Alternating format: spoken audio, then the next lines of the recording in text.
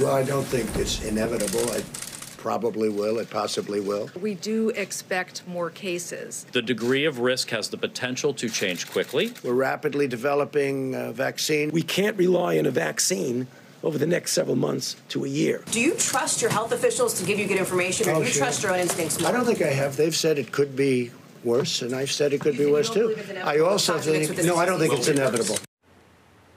Joining me now from Capitol Hill, Republican Senator from Indiana, Mike Braun, who sits on the Senate Committee on Health, Education, Labor, and Pensions. Senator, thank you for being back on the show.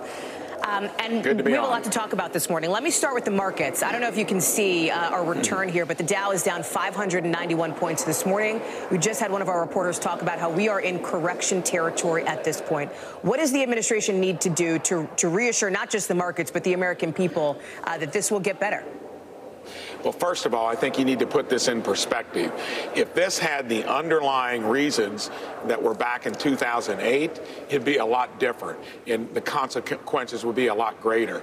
As far as the drivers for the recession in 08, very different. Yeah. Exactly, because this is different. This is a specific cause that's caught the whole world by surprise. And I think the foreboding thing here is this probably won't be the last time we've got a microorganism that gets out of control. You know, even antibiotics are dealing with it on bacterial infections. We've got a long way to go to be fully prepared for this in the world ahead of us. But this is mostly an issue that occurred in a place like China that was ill prepared, and it's going to be their economy that pays the true consequences when you get through all this, and when you start looking about how deeply some people have taken their supply chain there.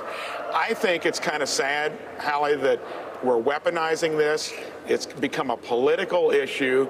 I can say, I think with full confidence, I was at the briefing on Tuesday with the CDC, the Department of Homeland Security, NIH, all the agencies we have here and the infrastructure. We are going to be as well prepared as anyone.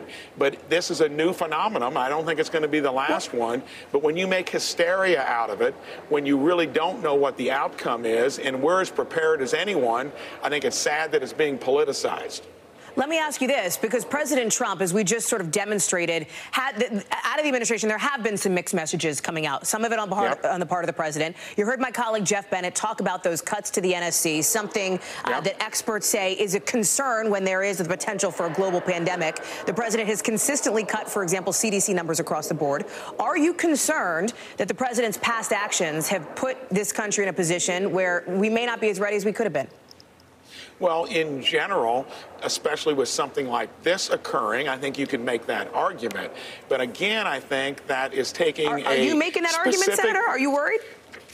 No, I think with what I've observed and what I heard on Tuesday is we are going to be prepared as well as any other country to deal with this. And when you look at what you just mentioned there, all of that will be under scrutiny, and it needs to be for down the road, because I don't think this is going to be the last time we have some type of pandemic that could be over-dramatized, but I'm of the opinion that we take it as seriously as possible, because why wouldn't you want to do that? I just don't like the fact that Chuck Schumer and others have been politicizing it when there's nothing you can really do about it other than take the institutions, the infrastructure we've got, and be fully heads up. And I think we're going to do that.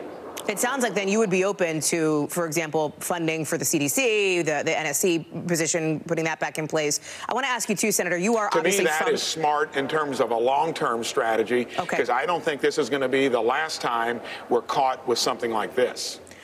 People know that you are from Indiana. So is the man who is now leading the coronavirus response for the administration, Vice President Mike Pence. And as you know, he has come under fire from some critics for the way that he handled. The president obviously says he has confidence in him for this administration, for this coronavirus response.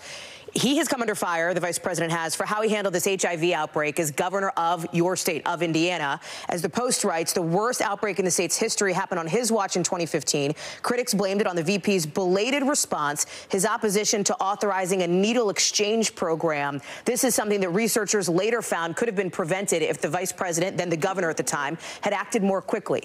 Are you concerned about that history for the vice president? Do you believe he really is the right man for this job? So that was my first year in politics as a state legislator. And remember it, it was in one county. And again, you could take the pros and cons of how that was handled. I think that is silly to try to generalize now based upon that. I think that this is a much different situation. He obviously has learned from that and arguably would maybe be in the best spot to know how you deal with this based upon what happened back in Indiana. Thankfully, that was contained. It didn't get beyond there, but all of us learned from that. And I think if you're in this job, his or mine, you've got to make sure that you don't dismiss anything, especially where you want to be on the side of caution here. And I think Vice President Pence is in a perfect spot to do it. And I was glad that President Trump assigned him that responsibility. Indiana's own Senator Mike Braun, thank you for being back on the show, Senator. I know it's a busy morning. You're on a key committee on this. We hope to have you back as we continue to follow this story. Appreciate it.